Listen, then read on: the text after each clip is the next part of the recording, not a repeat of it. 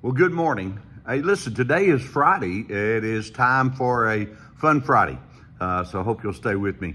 Hey, I want to tell you a story. We'll just call this guy named John. John had a job at a junior college. He was the janitor, one of the janitors for that junior college, and we did an excellent job. They loved John. Well, one time the board decided that anybody that worked for the junior college had to have a master's degree. Well, John hadn't even finished high school. He had like a sixth grade education. So they called him in, said, well, you're gonna have to go back and get your high school education, then get your bachelor's, and then get your master's. And John said, well, that's not gonna happen. And so they fired him.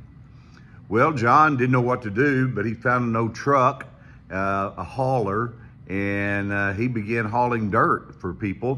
He's a hard worker. And before you know it, he had to buy a second truck and a third truck and a fourth truck and a fifth truck. And before you know it, he's one of the largest trucking businesses in the area. Well, one day he needed to go buy a special new truck. So he went into the bank and said, hey, I need to buy this. And of course they said, absolutely, with your record, yeah, we'll loan you the money for the truck.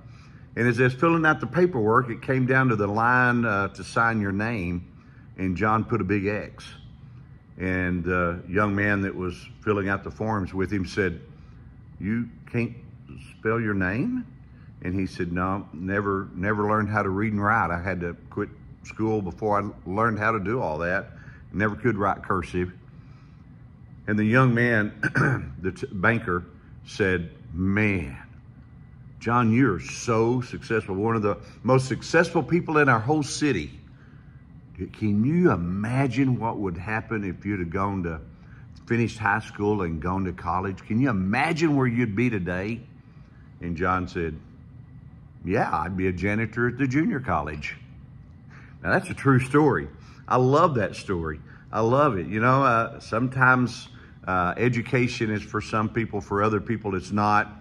But what I like about that story is how John took a bad situation. I mean, he lost his job and things of that. He took a bad situation and he just one step at a time began to turn it all around. And really, him getting fired turned out to be the best thing in the world for him.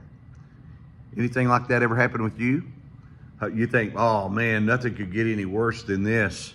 Oh, this is the worst thing could ever happen. Maybe it's in a relationship, maybe it's financial, maybe it's your job, whatever.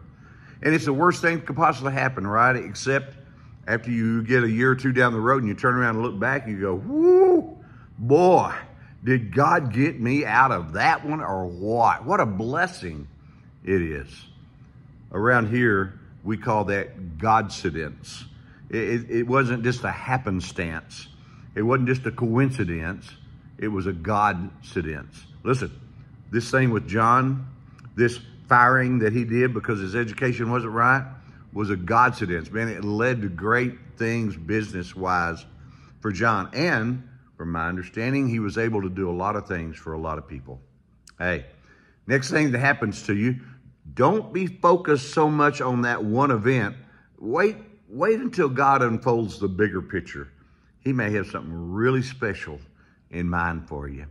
Hey, think it over. Have a great weekend, all right? I'm Scott Shepherd, and this is Good News for You.